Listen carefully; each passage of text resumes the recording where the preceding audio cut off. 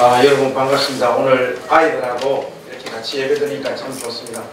개척해서 우리 가족들이 이렇게 다 함께 모인 자리인데요. 이 처음이죠? 그렇지 않습니까? 그래서 우리 아이들도 여러분들 좀 많이 이렇게 반겨주시고, 또 우리 오랜만에 보는 우리 집사님들 여러분들 함께 우리 인사 한번 나누고 그렇게 우리 하나님의 말씀 같이 받도록 하겠습니다.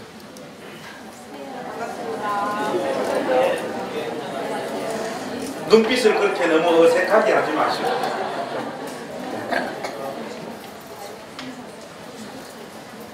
오늘 여러분들하고 같이 읽은 23절 말씀이 참 인상적입니다. 여러분 한번 보십시오.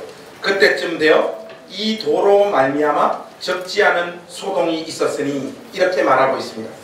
사도 바울의 에베소에서의 사역을 통해 하나님의 말씀이 아시아에 널리 전거되어졌고, 많은 사람들이 회개하고 주께로 돌아왔던 그 시점을 성경은 어떻게 묘사하고 있는가 하면, 주의 말씀이 힘이 있어 흥왕하여 세력을 얻었던 때, 그렇게 표현하고 있습니다. 바로 그 시점에 그리스도의 도로 말미암아 이 에베소 지역에 적지 않은 소동이 일어났다, 성경이 그렇게 말하고 있습니다. 예수 그리스도의 복음이 침투되어지거나 온전히 전거되어지는 곳에는 세계관과 가치관의 갈등이 반드시 일어납니다.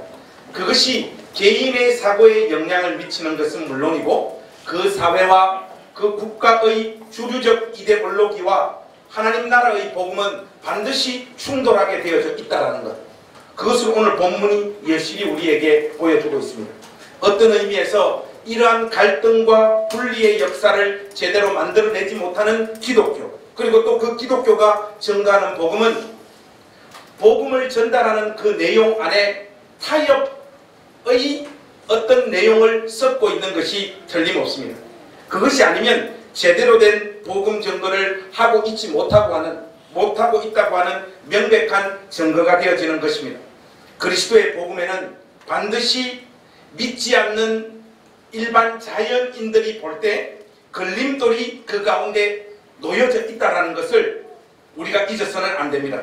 예수를 믿지 않는 일반 사람들이 이 예수님의 복음을 수용하거나 받아들이기에 주저할 수밖에 없는 그 내용이 반드시 포함되어져 있다는 것입니다. 예수 안 믿는 사람들이 예수님의 복음을 적극적으로 기쁜 마음으로 수용하는 것을 기적이라고 그러고, 그래서 일반적으로는 전도하는 일들이 잘 안 돼야 정상이에요. 내 1년에 100명씩 전도했다. 이것은 전하는 내용에 문제가 있든지 오는 사람들이 이상하든지 뭔가 하여튼 제대로 된 현상이 아니라는 것을 우리가 인정할 수밖에 없습니다. 여러분, 고린도전서 1장으로 한번 잠깐 넘어가 보시죠. 고린도전서 1장 18절 이하에 이런 표현들이 있습니다. 이 부분은 중요하니까 우리가 한 구절씩 교독했으면 좋겠습니다. 1장 18절에서 우리 24절까지 한번 교독했으면 좋겠습니다. 18절은 여러분들이 먼저 한번 읽어주십시오. 준비되셨죠? 시작! 십자가의 멸망하는 자들에게는 미련한 것이요 구원을 받는 우리에게는 하나님의 능력이라. 기록된 바 내가 지혜 있는 자들의 지혜를 멸하고 총명한 자들의 총명을 폐하리라 하였으니, 지혜 있는 자가 어디 있느냐, 성리가 어디 있느냐, 이 세대의 변호가가 어디 있느냐. 하나님께서 이 세상의 지혜를 미련하게 하신 것이 아니냐. 하나님의 지혜에 있어서는 이 세상이 자기 지혜로 하나님을 알지 못하므로 하나님께서 전도의 미련한 것으로 믿는 자들을 구원하시기를 기뻐하셨도다. 우리는 십자가에 못 박힌 그리스도를 전하니 유대인에게는 꺼리끼는 것이요 이방인에게는 미련한 것이로되, 오직 부르심을 받은 자들에게는 유대인이나 헬라인이나 그리스도는 하나님의 능력이요 하나님의 지혜이라. 여러분, 여기 이 말씀을 보시면 먼저 18절에 보면 십자가의 도가 멸망하는 자들에게는 어떻게 인식되어진다고 말하고 있습니까? 미련한 어떤 것으로 인식되어지는 겁니다. 예수 믿는 사람들이 증거하는 그 십자가의 도, 그리스도의 복음은 믿지 않는 사람들이 볼 때 어처구니 없는 것들로 인식되어질 수밖에 없는 것이에요. 그리고 여러분 23절 말씀에 보시면 또 이런 표현도 있지 않습니까? 우리는 십자가에 못 박힌 그리스도를 전하니 이 예수 그리스도의 복음이 유대인에게는 끓이끼는 것이요 이방인에게는 미련한 것이로되 동일한 표현을 반복하고 있는 것을 볼 수 있습니다. 그러나 하나님께서는 전도의 미련한 것으로, 무슨 말입니까? 세상 사람들이 볼 때 전혀 매력적이지 않는 전도라고 하는 수단으로 그들을 예수 믿으며 하나님 백성 되게 하시는 일을 기뻐하시는 분이다, 그렇게 말하는 겁니다. 이 교회가 진리의 감지자로서 세상 앞에 예수 믿지 않는 사람들을 예수 믿게 하려고 하는 어떤 수단과 방법을, 매력적인 어떤 요소들을 섞는 것은 시간이 흐르면 흐를수록 교회 안에 예수 믿는 듯한 사람들이 많아질 수는 있을지 모르겠지만은, 그러한 수단과 방법을 붙잡은 교회는 시간이 흐르면 흐를수록 반드시 그리스도의 십자가의 정신에서 이탈할 뿐만 아니라 부패할 수밖에 없다는 것을 우리가 명심해야 됩니다. 이렇게 예수 그리스도의 복음 안에는 믿지 않는 자연인이 소유한 가장 사랑하고 아끼는 가치관과 세계관의 변화를 요구하고 있는 내용들이 담겨져 있기 때문에 대부분의 사람들은 이 복음을 거절합니다. 거절하는 정도가 아니고 배척하고 멸시하고 조롱하게 되어져 있습니다. 엄밀히 말하면 교회에서 즐겨 부르는 당신은 사랑받기 위해 태어난 사람, 이런 노래들은 기독교하고 아무런 상관이 없고, 좋게 봐준다면 기독교의 어떤 진리의 극히 일부분을 담고 있는 것이지, 오늘날의 교회들이 이런 식으로 교회의 분위기와 하나님에 대한 이미지를 자꾸 만드는 것은 십자가 지신 우리 주님께서 우리에게 전가하고 외치라고 하는 그 복음의 정신과 타협하는 길로 흘러가고 있는 것이 틀림없습니다. 복음의 핵심적인 이미지를 너무나 심각하게 왜곡시키고 있는 메시지가 이런 노래 안에 담겨져 있습니다. 예수님이 이 세상에 오셨을 때 세상이 예수님의 그 출현에 대해서 어떤 반응을 보였는지를 우리가 한번 확인해 보면 이런 부분들이 조금 더 선명해지리라 확신합니다. 여러분, 마태복음 2장으로 한번 가보십시오. 여기에 보면 오늘 이 에베소서 본문과 똑같은 현상이 나타나고 있는 것을 우리가 확인할 수 있습니다. 여러분, 마태복음 2장 1절에서부터 3절 말씀 한번 보십시오. 제가 한번 읽겠습니다. 마태복음 2장 1절에서 3절. 헤롯 왕 때 예수께서 유대 베들레헴에서 나심에 동방으로부터 박사들이 예루살렘에 이르러 말하되 유대인의 왕으로 나신 이가 어디 계시냐? 우리가 동방에서 그의 별을 보고 그에게 경배하러 왔노라 하니. 3절 우리 같이 하겠습니다. 시작. 헤롯 왕과 온 예루살렘이 듣고 소동한지라. 여러분, 특별히 3절 말씀을 주목해서 보십시오. 헤롯 왕과 온 예루살렘이 듣고 소동한지라, 그렇게 말하고 있습니다. 무엇 때문에 소동이 일어나고 있는 것입니까? 헤롯 왕과 그의 권력을 떠받치고 있는 세력들이 자신들의 밥그릇이 이 세상에 오신 구주요 진정한 왕이신 예수님으로 말미암아 날아가 버릴 것 같은 그 두려움 때문에 소동을 일으키고 있는 것입니다. 이렇게 예수님의 존재와 그분께서 외치신 하나님 나라의 복음이 믿지 않는 사람들에게 무서운 이유가 있어요. 그분을 만나고 그분의 메시지에 노출된 그 영혼의 정체의 민낯이 낱낱이 공개되어질 뿐만 아니라 그리스도를 알지 못하고 살았던 과거의 모든 시간과 그의 삶이 죄에 빠져 있었음을 인정하고 그 길에서부터 돌아서야 되는 이 고통스러운 현실을 만나야 하기 때문에 예수님의 복음을 거절하게 되어져 있는 것이죠. 그래서 대부분의 사람들은 예수님의 이 복음을 거부하고 더 나아가 배척하고 미워하는 반응을 보입니다. 인천의 모교회 권사님이 1년에 5,000명을 전도했다라고 하는 전설과 같은 이야기 여러분 들어보셨죠? 우리 교회도 이런 권사님 한 분 오시면 좋겠는데 우리 교회 권사님들은 전도를 잘 안 하십니다. 그런데 여러분, 이런 식의 이야기는 과장된 이야기일 가능성이 많고, 혹 그것이 사실이라면 성경에서 말하고 있는 그대로의 복음을 전했다기보다는 보험 하나 들어줄게 우리 교회에 와라, 이런 수작을 피워서 교회를 데리고 왔던 것, 아니면 복음의 내용을 그 사람 마음에 가장 달콤하고 듣기 좋은 내용들로 가공해서 전거했기 때문에 이런 일들이 벌어지게 되어야 됩니다. 사랑하는 우리 행신교회 권사님 여러분, 전도 안 해도 좋으니까 이런 짓거리는 하지 마시기를 주님의 이름으로 부탁드립니다. 왜 집사님들에게 제가 이런 부탁을 안 드리냐? 이분들은 전도할 생각이 아예 없어요. 복음을 듣고 수용하는 일은 극히 드문 것이며 기적에 가까운 일이라는 이 기본적인 인식을 여러분 먼저 확실하게 붙잡을 수 있기를 바랍니다.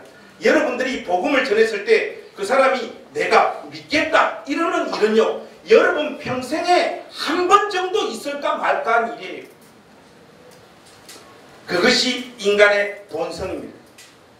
예수님께서 외치신 하나님 나라의 복음의 내용들이 얼마나 부담스럽고 거부하고 싶은지, 또 그것을 수용한 사람들에게 어떤 일이 벌어지는지에 대한 가감없는 이야기를 예수님은 이미 우리에게 던져주고 있습니다. 여러분 그 부분도 우리 한번 확인해 보실까요? 예수님을 따라가고 예수님을 믿을 때 나타나는 일들이 마태복음 10장에 예수님 입으로 아주 자세하게 우리에게 전달되어지고 있습니다. 34절에서 39절.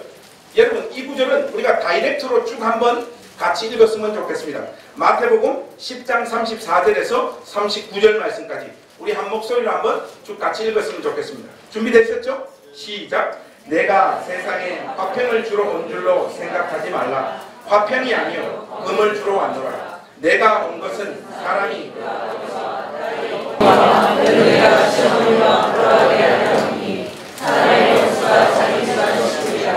아버지나 어머니를 나보다 더 사랑하는 자는 내게 합당하지 아니하고 아들이나 딸을 나보다 더 사랑하는 자도 내게 합당하지 아니하며 또 자기 십자가를 지고 나를 따르지 않는 자도 내게 합당하지 아니하니라. 자기 목숨을 얻는 자는 잃을 것이요 나를 위하여 자기 목숨을 잃는 자는 얻을 것이니. 여러분 이게 얼마나 부담스러운 내용입니까? 출애굽기 32장에 가보시면 이스라엘 백성들이 모세가 산에 올라가 기도하고 있을 때 이 땅에서 우상 숭배, 금송아지를 세워놓고 우리를 가나안 땅으로 인도할 여호와 하나님이다 이렇게 섬기고 있는 모습을 모세가 목격합니다. 거기 6절 말씀인가 보면 그들이 앉아서 먹고 마시며 뛰어놀면서 우상을 섬겼다라고 하는 표현이 나와요. 거기서 뛰어놀았다라고 하는 그 동사는 우리 한글 개역 개정 성경에는 그 뉘앙스가 담겨져 있지 않지만은 그 성적인 문란함을 표현하는 단어예요. 그 모습을 모세가 목격을 하고 모세의 분노가 극에 달합니다. 하나님의 언약 백성들이 우상 숭배를 뛰어넘어 성적인 문란함까지 보이는 그 모습을 보시고 하나님께서 이 범죄 현장에 참여한 자들을 하나도 남김없이 전부 다 찔러 죽이라고 명령을 하세요. 그날 약 3,000명 가량 되어지는 하나님의 백성들이 실질적으로 칼에 찔려서 죽임을 당하는 그 현실을 우리가 만납니다. 근데 여러분 그 말씀에 보시면 그날 찔러 죽임을 당한 당사자들의 명단이 소개되어지고 있습니다. 거기 보면 동네 아저씨 아줌마들, 그러니까 이웃들, 그 다음은 누군가 하면 친구들, 그 다음은 피를 나눈 형제들, 그 다음은 자식들. 그 신명기 33장에 가보면 그 사건을 간략하게 요약해놓고 있는데 거기에 보면 부모도 그날 침을 당하였더라 하는 이런 내용들이 있어요. 그러면 금방 제가 언급했던 동네 아저씨 아주머니들, 이웃들, 친구들, 피를 나눈 형제들, 자식들, 부모들을 이 범죄 현장에 참여했으므로 하나님의 진노가 극에 달하셔서 이들을 죽이라 명령하셨는데 그 명령을 받들 지파가 없잖아요. 레위 지파가 순종하여 하나님의 이 명령을 받드는 장면이 나옵니다.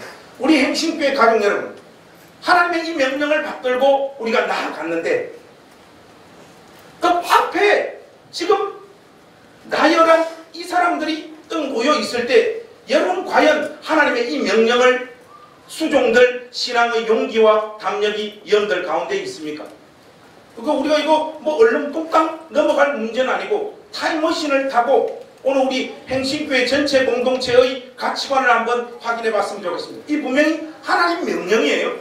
여러분, 그러면 여러분들은 칼을 들고 가서 금방 여기 나열되어진 이 사람들 중에 일단 누구부터 먼저 보낼 것 같습니까? 미안하지만 동네 아저씨 아줌마부터 먼저 보내야죠. 그럼 뭐 어쩔 수가 없지 않습니까? 죄송합니다. 아저씨 아주머니들 먼저 가십시오. 이렇게 근데 여러분, 그 다음부터는 정말 우리의 고민의 강도가 짙어질 수밖에 없잖아요. 한 두 문제로 쪼개서 여러분들하고 한번 확인을 해봤으면 좋겠습니다. 여러분, 먼저 친구하고 형제가 있으면 여러분들은 누구부터 먼저 보낼 것 같습니다. 1번 친구, 2번 형제. 목사님, 저 고민하다가 진짜 고민 많이 될 것 같은데 아무래도 나는 그래도 친구 먼저 보낼 것 같아. 손 한번 들어. 친구, 나는 친구다. 사모님 괜찮아요? 나 친구 보낼 것 같아. 우리 민찬이도 있고 높이도 있고. 그러면 나는 형제 먼저 보내겠다. 여러분, 이런 얍삽한 짓을 하면 둘 중에 하나는 확실하게 하시. 나 친구 먼저 보낼 것 같아. 손 한번 들어보세요. 친구 괜찮아요? 높이 드세요. 친구가, 여러분, 이런 인간들하고 친구하면 안 돼요. 제가 한번 살아보니까 형제는 시집 장가 가니까 나가리더라고요. 1년에 추석 때, 설날 때 2번 보고, 저는 무조건 우리 형님부터 먼저 보낼 사람입니다. 그래, 여러분, 이것은 뭐 각자들의 가치관의 문제니까 이 정도는 큰 고민이 안 되는데, 진짜 마지막 고민의 자리는 어딘가면요, 1번 자식, 2번 부모입니다. 한번 해볼까요?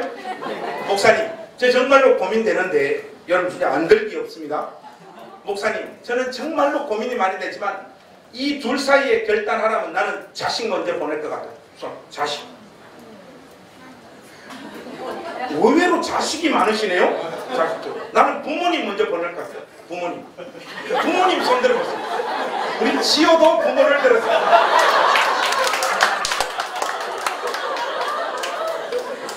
저는 쌍놈 새끼를 봐도 있습니다. 지호가 왜 부모를 손을 들었느냐? 저도 부모예요. 부모 한번 손 들어도 부모. 다시. 이런 분들을 전문적인 용어로 폐륜한다고 합니다. 저의 생각으로 보더라도 부모님을 먼저 보내야 될 것 같아요. 왜냐하면 많이 살았잖아요. 자식 어떻게 먼저 죽입니까? 내가 먼저 죽으면 죽었지. 근데 여러분, 이날은 이걸 다 죽여야 돼요. 근데 여러분, 모든 지파가 하나님의 이 뜻을 수종들지 못한다. 왜 그렇습니까? 복음이라고 하는 것이 이렇게 무시무시합니다. 이 37절 말씀에 보니까 아버지나 어머니를 나보다 더 사랑하는 자는 내게 합당하지 아니하고 아들이나 딸을 나보다 더 사랑하는 자도 내게 합당하지 아니합니다. 여러분, 예수를 믿는다라고 할 때 이런 내용이 포함되어져 있기 때문에 자연인들이 예수님을 구주와 주님으로 수용하고 받아들이지 못하는 것입니다. 이 말씀은 복음이 침투하는 그 현장에는 반드시 가치관과 세계관의 전쟁과 충돌이 일어날 수밖에 없다라고 하는 명백한 말씀이죠. 사도들이 증거한 복음은 예수님께서 증거한 복음과 조금도 차이가 나지 않습니다.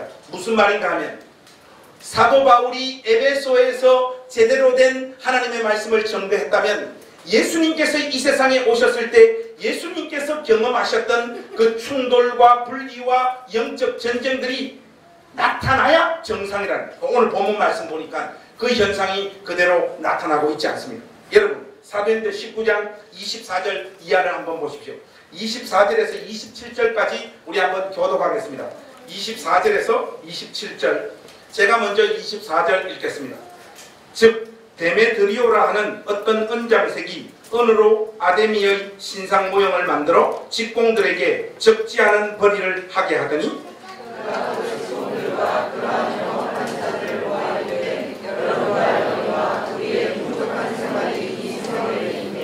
이 바울이 에베소뿐 아니라 거의 전 아시아를 통하여 수많은 사람을 권유하여 말하되 사람의 손으로 만든 것들은 신이 아니라 하니 이는 그대들도 보고 들은 것이야.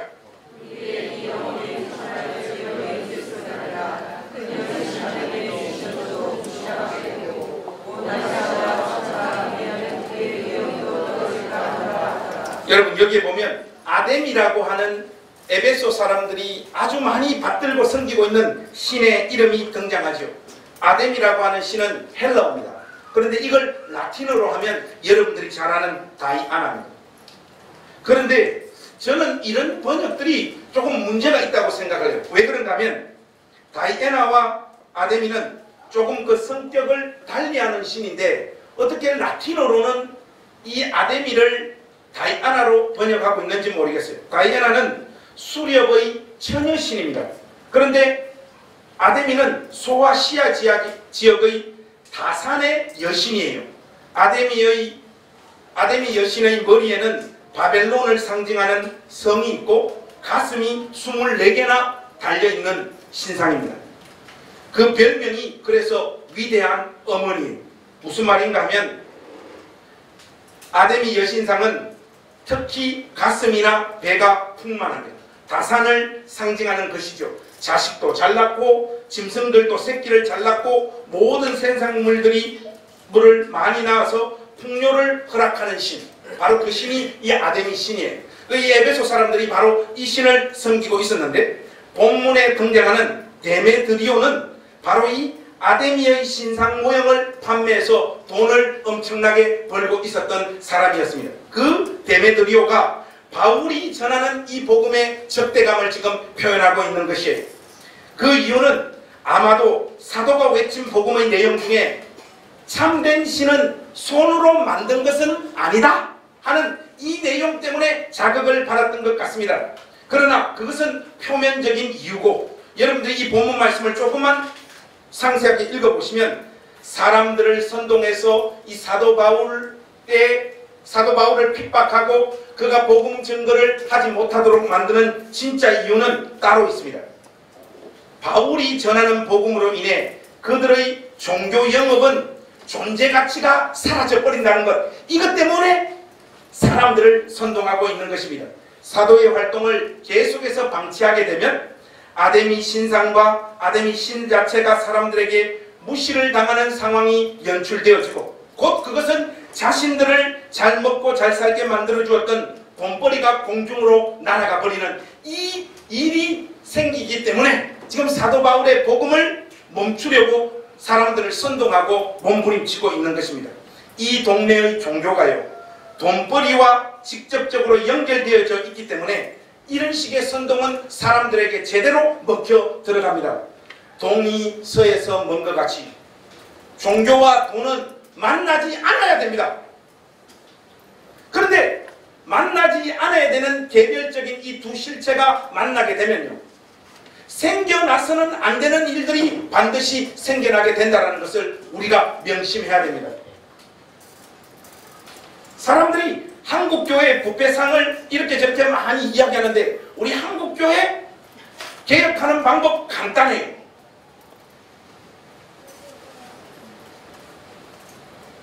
교회 재산 싹 정리해가지고요, 저 같은 사상위계층 수준의 사람들에게 나누어지면 교회는 깨끗하게 개혁되어집니다. 이 돈과 종교가 만날 때 반드시 거기에는 부패가 발생되어질 수밖에 없다는 사실을 여러분 꼭 명심하십시오. 그래서 여러분 28절 이후에 보시면 이제 이 데메드리오가 본격적으로 사람들을 선동하는 구체적인 모습을 우리가 만날 수 있습니다. 특별히 여러분 28절에 보시면 그들이 이 말을 듣고 분노가 가득하여 외쳐 이르되 크다 에베소 사람의 아데미여 하니 온 시내가 요란하여 바울과 같이 다니는 마게도냐 사람 가이오와 아리스다고를 붙들어 일제히 연극장으로 달려 들어가는지라. 바울이 백성 가운데로 들어가고자 하나 제자들이 말리고 또 아시아 관리 중에 바울의 친구된 어떤 이들이 그에게 통지하여 연극장에 들어가지 말라 권하더라. 여러분 32절을 여러분들 읽어주세요. 시작.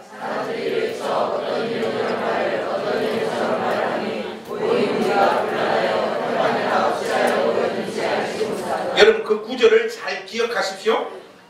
유대인들이 무리 가운데서 알렉산더를 권하여 앞으로 밀어내니 알렉산더가 손짓하며 백성에게 변명하려 하나 그들은 그가 유대인 줄 알고 다한 소리로 외쳐 이르되 크다 에베소 사람의 아데미여 하기를 2시간이나 하더니, 여러분 데메드리오라고 하는 이 사람들을 지금 선동하고 있는 이 사람을 보니까 한 인물이 떠오릅니다. 누군가 하면 나치당의 선전장관이었던 괴벨스. 여러분 이 사람을 혹시 아십니까?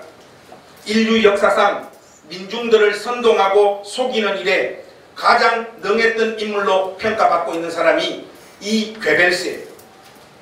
히틀러 밑에 제2인자로 제가 알고 있는데, 하수들은 있지 않습니까? 계속 거짓말을 계속 사실이라고 항변하고 밀어붙이는 방식으로 사람들을 선동합니다. 그러나 이것은 어느 정도 먹혀들다가 반드시 그 정체가 드러나게 돼 있어요.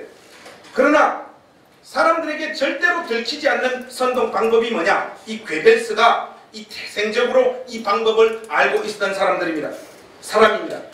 99개의 거짓말에 한두 개의 사실을 섞어버리면 최대의 효과가 드러날 뿐만 아니라 사람들은 이 사람이 참말도 했다라고 하는 것과 거짓말을 하는 것 사이에 헷갈리기를 시작하고 맞다 이렇게 민중들의 의식이 흘러간다라고 하는 것을 이 괴벨스는 생내적으로 체득하고 있었던 사람이었던 거죠. 이 사람의 유명한 어록들이 있습니다. 몇 가지만 여러분들에게 소개하겠습니다. 대중은 거짓말을 처음에는 부정하고 그 다음엔 의심하지만 되풀이하면 결국에는 믿게 된다. 또 있어요. 적에게 맞서려면 대중의 한없는 정오를 활용해야 한다. 그리고 마지막으로는 나에게 한 문장만 달라. 그러면 누구든지 범죄자로 만들 수 있다. 이게 괴벨스가 가지고 있었던 철학인데, 바로 이 괴벨스의 철학을 오늘 본문에 등장하고 있는 데메드리오가 똑같이 활용하고 있는 것을 우리가 볼 수가 있습니다. 여러분 특별히 28절 한번 보십시오. 그가 사람들을 선동하는 방식이 이러합니다. 그들이 이 말을 듣고 분노가 가득하여 외쳐 이르되 크다 에베소 사람의 아데미여 하니. 여러분들이 후반부에 보면 이 똑같은 표현을 몇 시간 계속 반복했다고요? 2시간 계속해서 반복하는 거예요. 여기에 민중들이 군중 심리에 휩쓸려가지고 사실관계도 파악하지 않은 채 그냥 데메드리오가 이끄는 방향으로 사람들이 다 움직이기 시작했던 거죠. 종교와 돈벌이의 문제를, 종교가요, 돈벌이의 문제를 가지고 사람들을 선동하니까 사도는 졸지의 죄인이 되어버리고 맙니다. 이것이 거짓 선동이 분명한 이유는 본문에 소개되어지고 있어요. 이 사건에 대한 최종적인 판단을 서기장이 하고 있지 않습니까? 여러분 35절 이후에 보시면요, 특별히 37절 한번 보십시오. 여기 보면 서기장이 사도 바울을 죄인으로 취급하여 자기 앞에 끌고 온 이 선동되어진 사람들에게 이렇게 이야기합니다. 37절에 한번 보십시오. 한번 같이 읽어보실까요? 시작. 신전의 물건을 도둑질하지도 아니하였고 우리 여신을 비방하지도 아니한 이 사람들을 너희가 붙잡아 왔으니. 한 절도요. 만일 데메드리오와 그와 함께 있는 직공들이 누구에게 고발할 것이 있으면 재판 날도 있고 총독들도 있으니 피차 고소할 것이요. 40절도 한번 같이 읽어보십시다. 시작. 오늘 아무 까닭도 없는 이 일에 우리가 소요사건으로 책망받을 위험이 있고 우리는 이 불법 집회에 관하여 보고할 자료가 없다.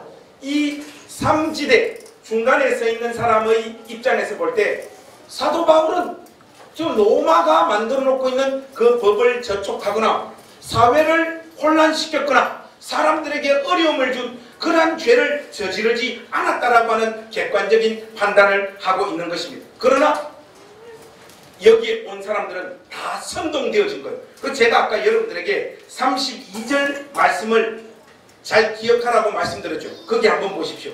데메드리오에게 선동되어졌던 이 사람들이 지금 어떤 상태인가? 여러분 32절 우리 또 소리내서 한번 같이 읽어보십시오. 시작. 사람들이 외쳐 어떤 이는 이런 말을 어떤 이는 저런 말을 하니 모인 무리가 곤란하여 태반이나 어찌하여 모였는지 알지 못하다. 왔는데 자기들이 왜 여기에 모였는지 알지를 못하는 거예요. 이 전문적인 용어로 등신이라고 하지 않습니까? 자기들이 지금 데모를 하고 있어요. 데모를 하고 있는데 자기가 왜 데모를 하는지 전혀 모릅니다. 사람들이 와 아데미요 아데미요 아데미요 하니까 그냥 끌려가지고 여기까지 선동되어져서 온 거예요. 여러분 찰리 채플린의 모던 타임즈라고 하는 영화 한번 보셨습니까? 거기에 보면 이런 장면이 나와요. 어떤 데모대가 있는데 그 데모대를 이끄는 맨 앞에 선 사람이 깃발을 들고 확 나갑니다. 하니까 군중들이 그 깃발을 보고 쫙 가요. 하니까 이 사람들에게 이리 부딪히고 저리 부딪히고 하다가 앞에 선 사람이 깃발을 탁 떨어뜨려요. 근데 그때 찰리 채플린이 깃발을 들고 저쪽으로 갑니다. 하니까 이 민중들이 찰리 채플린을 보고 와 따라오는 그 장면이죠. 지금 이 모습이 딱 그 모습을 우리에게 보여주고 있습니다. 프랑스의 심리학자 귀스타프 르봉, 여러분들 발음 괜찮습니까? 르봉 이름이 벌써 프랑스 사람 같은데 이 사람이 심리학자인데 이 사람이 군중 심리에 대해서 이 세계적인 전문가인데 이런 말을 하고 있어요. 여러분 한번 들어보십시오. 맞는지. 군중의 감정은 지극히 단순하고 과장된 양면을 갖고 있다. 명확한 분별력이 없기 때문에 사물을 전체적으로 볼 뿐 중간의 단계를 전혀 인식하지 못한다. 과장된 감정이 전폭되는 이유는 어떤 감정이든 공개적으로 노출되면 암시와 감염에 의해 급속도로 전파되고 뚜렷한 동조가 그 힘을 가속시키기 때문이다. 군중은 단순하고 극단적인 감정만 인식하게 되므로 어떤 의견이나 사상, 신앙을 완전히 받아들이거나 전면 거부하거나 즉 절대적 진리가 아니면 절대적 오류로 판단해 버립니다. 여러분 너무 명확하지 않습니까? 지금 데메드리오에게 선동되어진 이 사람들의 심리의 상태가 이러합니다. 신앙의 영역에서도 이런 일이 다반사로 나타나고 있죠. 오늘 우리가 살피고 있는 이 메시지는 우리가 귀담아 듣고 우리 영혼에 경성할 재료로 삼아야 될 많은 부분들이 담겨져 있음을 우리가 확인하게 됩니다. 오늘 본문은 그런 의미에서 참 중요한 이야기를 우리에게 전달하고 있는데 자칫하면 교회와 설교자들에게 오늘 이 본문은 악한 방향으로 이용되어질 소지가 있는 본문이라는 걸 여러분들이 명심하셔야 돼요.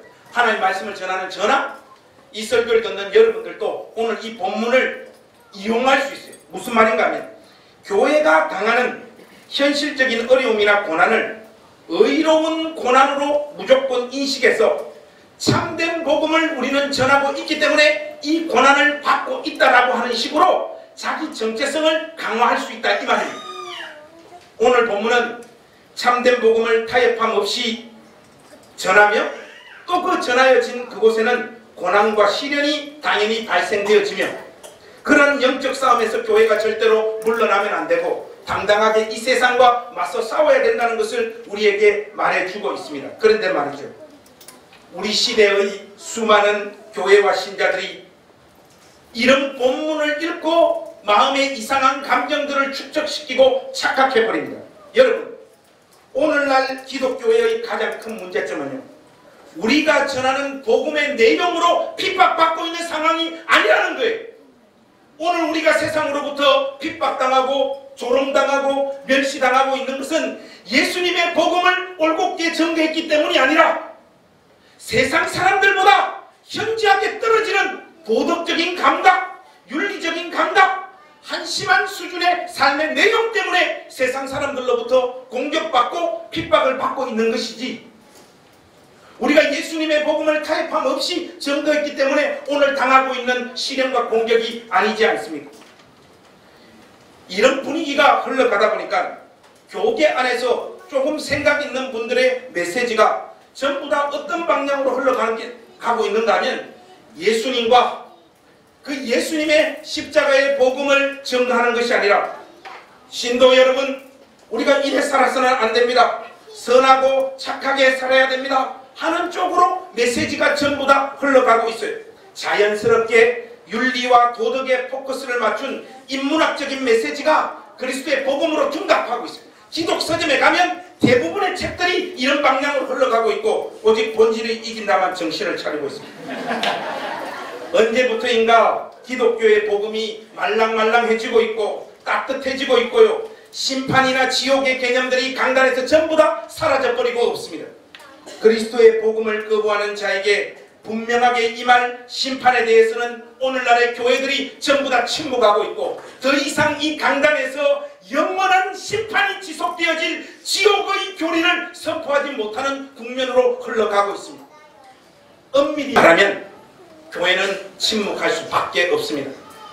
안 그래도 이 세상 사람들에게 밉상 제대로 지켰는데 전하는 그 내용까지 오직 예수 그리스도에게만 구원이 있다는 것으로 채워지게 되면 교회가 더 밉상당할 수밖에 없죠. 이것을 교회들이 직감하고 있습니다. 우리가 판 우리의 무덤으로 말미암아 이제 기독교의 복음이 이 땅에서 온전히 선포되어지고 증거되어질 기회가 완전히 사라져가는 그 시점에 저와 여러분들이 놓여 있다는 걸 두렵고 떨리오는 마음으로 이 현실을 받아들이고 우리를 경성해야 될 줄로 믿습니다. 복음을 외치고 그것으로 인한 핍박을 받는 교회 꿈을 깨십시오, 여러분. 우리는 그 근처에도 가 있지 못한 존재들입니다. 이미 우리 속에서 우리의 수준을 우리는 잘 알고 있어요. 예수 믿으십시오. 이 말을 할 수 없는 수준의 삶을 우리가 살고 있고, 같은 신앙을 가진 우리의 형제들도 그러한 수준에 놓여 있다는 것을 우리가 서로 알고 있습니다. 그래서 실제로 우리는 입을 열어 그리스도를 전하지 않습니다. 여러분, 전하지 않지 않습니까? 해봐야 교회 한번 가자, 그 정도지 진지하게 누구를 붙잡고 복음을 설명하지 못합니다. 세상의 유일한 진리이시며 길이신 예수님을 믿고 있는 사람다운 모습이 전혀 없기에 했다가는 더 큰 공격과 반박을 당할 것을 분명히 직감적으로 알고 있기 때문에 우리는 복음을 전하지 못하고 있습니다. 이것이 우리의 솔직한 수준이지 않습니까? 참된 복음을 전가할 기회를 우리 스스로 박탈해버린 것이 오늘 저와 여러분의 가련한 모습들이에요. 성경을 열어 제대로 한번 보십시오. 사도와 예수님께서 세상 사람들로부터 받았던 그 공격과 멸시와 조롱은 삶이 개판이어서 공격받았던 공격이 아니지 않습니까? 하나님 나라의 복음을 가감없이 전가한 그 이유로 말미암아 당한 시련과 핍박이었지, 우리와 동일한 종류의 핍박이 아니었다라는 것, 이게 하나님 앞에서 오늘 우리가 회개하며 우리의 모습을 인정해야 될 줄로 믿습니다. 서기장이 오늘 분명히 사도 바울의 모습을 확인해 주고 있지 않습니까? 사도는 사회 질서를 어지럽히거나 남들에게 피해를 준 어떤 짓을 한 사람이 아니라고요. 그가 외친 종교가 그 사회의 우상과 주류적 이데올로기, 종교와 돈벌이가 결탁되어진 그 현실을 낱낱이 까발리기 때문에 당했던 시련이었다고요. 예수님과 그분의 복음을 전하는 일에 문제가 되는 짓은 저와 여러분들이 하나님 앞에서 하지 않고 살아야 하는데, 우리는 복음 때문에 핍박을 받고 있는 것이 아니라 우리의 행실 때문에 핍박을 받는 사람들이 되어버렸습니다. 웃긴 게 있습니다. 웃긴 게, 이 자꾸 교회들이 의인 코스프레, 고난받는 의인 코스프레를 하고 자빠졌는데, 제일 대표적인 게 지금 우리 한국 사회에 종교인 과세 논란이 지금 한창입니다. 교회가요, 돈 문제 안 일으켰으면 우리 보고 돈 내라 하겠습니까? 교회가 얼마나 돈 많은 티를 내쳤냐고요. 그 성도들이 낸 이 헌금을 가지고 할지 못할 짓을 너무 많이 해버린 거예요. 상식을 가진 믿지 않는 사람들의 눈에서 볼 때 교회는 눈먼들이 우글거리고 있는 곳이라고 하는 현실적인 판단을 해버린 이 의견이 집단화된 것이 교회도 세금 내라, 이렇게 지금 흘러가고 있습니다. 그러면 여러분, 이 현실 앞에서 목사님들 세금 내라 하는데 세금 내면 되지요. 그거 뭐 문제 될 거 있습니까? 사람이 얼마 된다고. 이걸 저항을 하고 있습니다. 그러니까 저항을 하는 교회를 향하여 세상은 다시 핍박을 해요. 그럴 때 교회의 반응이 뭔가 하면, 사랑하는 신도 여러분, 주의 일과 진리를 위해서 우리 모두 일어납시다. 지랄하고 자빠져요. 우리가 언제 예수님 복음 때문에 핍박을 당하고 있냐고요. 우리가 가진 기득권, 우리의 이익. 오늘 아이들하고 함께 예배 드리지만요, 이 꼬마들하고 이 청소년 애들요, 오늘 저와 여러분들이 하나님 앞에서 믿음으로 살며 참된 교회를 세워가고 있는 어른들인지 아닌지 이미 애들이 다 알고 있어요. 여러분, 이 애들의 초롱초롱한 눈을 보면서라도 오늘 우리의 모습을 하나님 앞에서 철저하게 회개하고 돌아서야 될 줄로 믿습니다. 데메드리오가 하나님 나라의 복음을 온전히 전가하고 있는 사도 바울을 핍박하는 이 모습인데, 저는 오늘 우리들의 모습, 기독교와 저와 여러분들의 모습이 데메드리오처럼 이 사회에서 흘러가고 있지 않는가 두렵습니다. 무슨 말인가 하면, 우리 시대의 교회는 우리 사회에서 비주류가 아니고 이미 주류가 되었어요. 우리에게는 힘이 있습니다. 국회의원 이 설교를 준비하면서 국회의원들 중에 예수 믿는 사람들이 몇 프로인가 조사해보니까 17대 때 42%, 그 18대 때는 욕을 많이 먹어서 그런지 31%. 어쨌든 3명 중에 1명은 예수 믿는 신자들이 국회의사당에 들어가 있단 말이죠. 오늘날의 기독교는 사도 바울이 이 복음을 전가하고 있었던 이 시대처럼 비주류가 아니고 우리 사회의 주류라는 사실을 여러분들이 기억하셔야 됩니다. 사회의 주류로서 우리의 이익과 기반을 지키기 위해서 신자들을 선동하고 부추겨서 잘못된 신앙 인식에 사로잡히도록 만들고 말이죠. 그래서 비주류와 약자들을 핍박하는 포지션을 오히려 기독교가 취하고 있지 않는지 오늘 우리를 뒤돌아봐야 될 줄로 믿습니다. 이 이슈와 관련해서 민감하지만 침례교 목사로서 제가 할 이야기는 해야 될 것 같습니다. 동성애 문제가 있습니다. 저는 침례교 목사로서 이 동성애가 명백하게 죄라고 인식하고 있고 그렇게 설교하며 선포할 것입니다. 어떤 분이 목사님 미국의 어떤 주처럼 동성애는 죄다 이 말을 하거나 동성애자들이 왔을 때 결혼 부탁을 했을 때 목사님 주례를 할 거냐. 여러분, 그걸 주례를 하면 저는 침례교 목사가 아닙니다. 주례를 하려면 목사직을 내려놓고 저는 주례를 할 것이며 저는 동성애를 인정할 수 없습니다. 그게 저의 명백한 신학적인 신앙의 포지션입니다. 그런데 말이죠, 제가 왜 이런 이슈에 이런 담대함을 믿음의 사람인 것처럼 강단에서 이렇게 용기 있게 이야기할 수 있는 줄 아십니까? 나 같은 생각을 가진 사람이 이 땅에는 훨씬 더 많기 때문에. 얍삽하다는 겁니다, 여러분. 우리가 동성애를 반대해야 하는데요. 근데 여러분, 이 사회의 약자들이나 비주류들, 다른 가치관을 가진 사람들을 향해서 우리가 기독교 신앙 안에서 반대도 하고 우리 입장을 밝히는 건 맞지만 저는요, 동성애자들을 권리나 어떤 외침들을 반대하는 모습들이 교회가 가진 힘으로 핍박하고 있는 형세 같아 보입니다. 제가 볼 때 깜짝 놀라는 것은 무슨 동성애 반대를 하는데 오늘 권사님들 이야기가 참 많이 나오는데 모교회 권사님들 전부 다 한복을 입고 말이죠. 북을 가지고 말이죠. 여러분, 저에게 북 트라우마가 있는 거 아시죠? 북을 가지고 말이죠. 서울시청 앞에 직결해가 북을 두들기면서 동성애 반대 여러분, 이런 식은 아닙니다. 복음의 내용을 보존하는 일도 중요하지만 복음을 전하는 방식도 성경적이어야 할 줄로 믿습니다. 형식은 반드시 본질에 영향을 미친다는 사실을 여러분 기억하십시오. 우리가 동성애를 반대하는 그 모습을요, 예수 믿는 신자답게 성경적으로 반대하지 못하면 예수님의 복음도 변질되어진다는 사실을 여러분들이 기억하셔야 됩니다. 우리들의 모습은 하나님을 위해 살아야겠다는 진심은 분명히 우리 심령 가운데 있는데 어떻게 살아야 하나님을 위해 사는 것인지에 대한 구체적인 방법에 대해서는 너무나도 무지한 수준에 와 있는 사람이에요.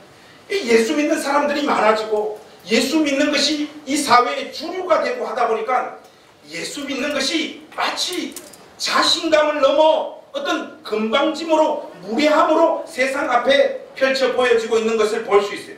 자, 목사님 한 분을 만났는데 목사님께서 재미나는 이야기를 하시더라고요. 식당에 신방을 하다가 구역 식구들하고 밥을 먹으러 갔대요. 근데 대화가 이렇게 들리는 거 보니까 저쪽에서도 교회에서 이렇게 왔대요. 보통 보면 이 지역을 잘 모르는 사람들이 맛집을 찾을 때 찾다가 맛집을 찾지 못할 때 경찰서와 교회를 가면 식빵으로 가르쳐 준다는 말이 있지 않습니까? 교회가 회식이 많으니까요. 그래서 앉았는데 저쪽으로 보니까 저기 교회에서 오신 분들이 많는데 밥을 먹는데 통성기도를 하시더라고요. 그래서 이거는 진짜 너무 아닌 것 같아서 목사님께서 밥 다 먹고 나가시면서 목사님에게 목사님 이건 정말 아니지 않습니까? 너무 심한 거 아니냐고 우리 예수 믿는 사람이 하니까 그 목사님이 나이가 더 많으셨는가 봐요. 하니까 하시는 말씀이 네 어느 교회? 이 새끼 네 어느 노예야? 우리가 세상에서 삶을 사는 수준이 이런 식으로 전락해버리고 말았습니다. 예수 믿는 아름다움과 하나님의 선하신 모습을 우리의 삶으로 세상 앞에 전혀 보여주고 있지를 못해요. 진리의 감지자며 영생 얻은 하나님의 백성이라고 하는 인식이 어떤 거만함이나 자신감으로 자꾸 표출되어지고 있단 말이죠. 나는 믿었고 너는 안 믿었다. 우리 힘에 눌려서 동성애를 이 땅에 발붙이지 못하게 하는 것을 넘어 기독교 자체를 수용하지 않는 일들을 우리 스스로 자초하고 있다는 사실을 우리가 확인해야 합니다. 여러분 절간에 가서 찬송가를 부르고 당군상을 작사를 내고 이게 있지 않습니까? 그 사람들에게 있어서는 하나님을 향한 자신의 신앙적인 헌신과 진심을 표출하는 방식이에요. 근데 여러분 이런 사람들은 무엇을 놓치고 있습니까? 당군상 깨부수고 절간에 가서 찬송가 부르면 그 사람들이 회개하고 예수 믿는 자리로 나아옵니까? 우리의 궁극적인 목표는 절간을 때려 부수거나 당군상을 부수는 것이 아니라 그리스도의 사랑과 온유와 세상이 흉내낼 수 없는 삶의 내용으로 예수 그리스도의 복음을 전가함으로 그들이 하나님 백성 되는 자리로 인도하는 것이 우리의 궁극적인 목표지 않습니까? 우리가 이 부분들을 다 놓치고 있단 말이죠. 마치 예수 믿는 사람들이 많아진 그 안에 포함되어진 한 사람으로서 여러분 안에 있는 거만함, 자신감 이런 것들 좀 다 내려놓는 복된 주일이 될 수 있기를 우리 주님의 이름으로 부탁합니다. 여러분 에베소 교회의 무너짐은요 공격과 핍박 때문이 아니라 서기장의 인정과 행정적인 안정에 있었다는 사실을 여러분 잊지 마십시오. 서기장의 관심은요 오로지 아우성치는 군중들을 진정시키고 각자가 믿는 종교들 잘 믿도록 조치해서 자기보다 위에 있는 어르신에게 잘 보여가지고 진급하는 것 그것이 서기장의 목표지 기독교 신앙을 보호하고 지켜주는 차원에서 사도 바울을 보호하고 지켜준 것이 아니라는 사실을 여러분들이 기억하셔야 됩니다. 그는 에베소라고 하는 도시가 조용해지면 그만인 사람입니다. 그리스도인들이 그런 종류의 보호 아래 들어가는 순간 자극받은 군중이 소리 지르고 핍박하는 그 순간보다 더 위험한 상태로 교회가 들어가게 된다는 사실을 우리 모두 잘 기억하십시오.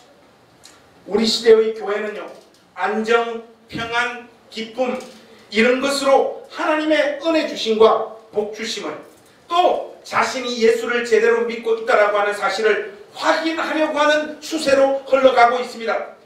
경제적으로 어려워지면 자동적으로 내가 예수를 잘못 믿어 이런 현실을 당한다 내지 이런 꼬라지로는 더 이상 교회 가기 어렵겠구나 이렇게 판단을 해버린단 말이죠. 자본주의에서 뭐 하면 마음에 안정이 오고 평안이 오고 기쁨이 오겠습니까? 돈이 생기면 저와 여러분의 솔직한 기도 제목은 뭡니까? 그 요번에 미국의 매사추세츠에서 복권 8천억 걸려가지고 세금 떼고 5,400억 받은 그 아줌마 같은 현실이 우리에게 한번 확 임하여서 더 이상 하나님에게 째째하게 기도하며 의지하며 매달리지 않는 그 현실을 나에게 주옵소서. 이게 저와 여러분의 기도 제목이 되어버렸잖아요. 여러분, 교회와 성도는 늘 부족하고 불편한 상황을 소유하고 있어야 되는 사람들인 줄로 믿습니다. 왜 여기 아멘이 없으십니까? 다시 한번 돌려드리겠습니다. 설교 막판으로 가고 있는데 자꾸 이상한 반응을 보이고 있어요. 교회와 성도는 늘 부족하고 불편한 상황을 소유하고 있어야 되는 공동체인 줄로 믿습니다. 뭐가 없어야지 교회가 자신의 정체성을 제대로 지킬 수 있는 것입니다. 그래야 기도하고 능하신 하나님의 손을 붙잡게 되어지는 것이죠. 교회의 평안을 위해서 기도하기보다는 우리 행신교회가 하나님 앞에서 이 시대에 마땅히 감당할 바를 감당해서 끊임없는 어려움과 시련을 당하는 교회로 세워지도록 기도해 주십시오. 그래서 여러분들을 사랑하는 교회 목사로서 여러분 모두를 축복하고 싶습니다. 여러분의 가정과 일터와 하시는 모든 일에 적지 않은 스트레스와 염려와 고통이 있기를 우리 주 예수 그리스도의 이름으로 축복합니다. 그래야지 하나님 붙잡게 되어져 있는 거예요. 모든 조건이 안정되어졌을 때 우리 중에 누가 예수를 믿습니까? 우리 이미 다 수요일날 의논해봤어요. 5,300억, 400억 생기면 그 미국의 아줌마처럼 5,400억 생기면 어떻게 할 건가? 다 은혜롭게 이야기를 하는데 우리 무전도사님이 제일 악하더라고요. 바로 때려치우겠다. 전사님 그 눈을 이렇게 가만히 보고 있자니 제 마음을 어쩌면 저렇게 똑같이 맞춰도 이래서 우리는 한 교회에서 같이 사역하는 주의 일뿐이구나. 제가 마음을 확인했습니다. 저기 더 나쁜 사람은 우리 최상현 전사님. 저분은 복권 걸린 걸 우리에게 말조차 하지 않으니까. 요한계시록 2장 4절에 보면 주님께서 이 에베소 교회를 책망하고 있는 장면이 있습니다. 그게 뭔가 하면요 여러분, 그러나 나는 너를 책망할 것이 있나니 너의 처음 사랑을 버렸나니. 여러분, 이 에베소 교회가 왜 처음 사랑을 버려버렸습니까? 서기장의 행정적인 법적인 보호와 안전망 속으로 교회가 들어가서 더 이상 교회가 이 세상으로부터 당할 핍박과 조롱과 멸시가 없어져 버린 상태가 지속되어질 때 그 안정 속에서 하나님을 향한 첫사랑 다 잊어버리고 교회로서 지키고 있어야 될 정체성을 다 잊어버렸다는 사실을 여러분 기억하십시오. 교회사를 보면 너무나 자명하지 않습니까? 1세기, 2세기 핍박의 시대에 교회는 순수했습니다. 살아있었어요. 복음을 위해 헌신하며 세계 선교의 역사를 위하여 자기의 모든 역량들을 다 쏟아부었습니다. 그러나 AD 313년 콘스탄틴에 의해서 기독교가 공인되어지던 그 해 391년 특별히 데오도시우스에 의해서 기독교가 로마 국교로 선포되어지고 그때부터 교회는 자기 정체성을 다 잊어버렸습니다. 언제 우리 한국교회 보수적인 복음적인 교회의 기도 제목이 뭐가 있었는가 하면 장로님이 이 나라의 대통령이 되는 일을 허락하여 주시옵소서. 여러분, 저는 특정한 정치 정파나 어떤 입장을 지지하거나 비토할 마음이 조금도 없는 목사로 특별히 강단에서 그러한 이슈들을 가지고 이쪽 저쪽으로 치우치지 않으려고 합니다만 교회가 장로님이 이 나라의 대통령이 되게 해달라. 여러분, 그게는 뭐가 깔려 있습니까? 권력의 정점에 예수 믿는 사람이 가서 이 나라를 다스리게 해달라. 그러면 상식적으로 추론해보면 장로님이 올라갔으니 이 나라가 그리스도의 능력과 은혜와 방법으로 통치되어지는 나라가 될 것 같지만 그런 일이 발생하지 않는다. 이것이 역사의 교훈이지 않습니까? 교회는 돈이나 이 세상의 힘이나 이 세상의 주류라고 하는 그 라인이나 입장에 선 것으로 우리의 자랑을 삼는 것이 아닌 줄로 믿습니다. 우리의 자랑은 오직 십자가 지신 우리 구주 예수 그리스도 한 분밖에 없는 줄로 믿습니다. 무엇보다 이 예수님을 소유한 교회는 다른 어떤 것들이 부족한 그 현실 때문에 눈물을 흘리거나 괴로워하거나 자책하거나 쓰러지지 않는 공동체인 줄로 믿습니다. 여러분, 이 교회 안에 이런저런 조건들이 충족되어지려고 하는 그런 것들로는 정말로 기도하지 마십시오. 말씀을 전하는 저나 함께 사역하는 전사님들이나 함께 동참한 우리 교회학교 어린이부터 온 성도들이 의지할 것이 아무것도 없어서 온 마음을 다하여 하나님의 능하신 이름을 붙잡는 교회가 되며 예수님께서 오늘 우리에게 전하라고 주신 그 복음을 주님 오시는 그날까지 타협함 없이 올곧 끝까지 증거하다가 그 사실로 말미암아 세상으로부터 공격을 받는 이 영광스러운 교회로 우리 행신교회가 성장해 갈 수 있기를 우리 구주 예수 그리스도의 이름으로 축복합니다. 아멘. 기도하겠습니다. 하나님, 저희들이 침례교회란 무엇인가를 공부할 때 분명히 확인했습니다. 영국 교회는 엘리자베스 여왕의 보호 아래 있을 때보다는 피의 메리 여왕의 박해 아래 있었을 때 훨씬 더 안전했음을 저희들이 확인했습니다. 역사 가운데서 하나님 말씀 가운데서 분명히 배우는 우리 행신교회가 되게 하여 주시옵소서.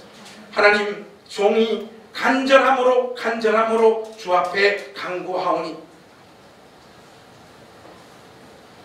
우리 행신교회 어떤 가족들의 마음이나 우리 사역자들 마음에 주님 이후의 것들로 이 교회를 더 성장시키고 부흥케 하고 더 멋진 교회로 만들고 싶어하는 그런 마음들이 있다면 매 순간 좌절시켜 주시고 무너뜨려 주셔서 하나님 능하신 손만 붙잡고 가는 우리 모두가 되어질 수 있도록 은혜 베풀어 주시옵소서. 하나님, 돈도 풍족하게 허락하지 말아 주시옵소서. 부패한 마음을 가진 우리 모두가 그 돈으로 인하여 무너질 것이 틀림없습니다. 하나님, 이 공동체 안에 모든 여건과 상황과 인간관계들이 온전하고 깨끗하고 완벽해져서 걱정할 것이 없는 그런 교회로 하나님 세워주지 말아 주시옵소서.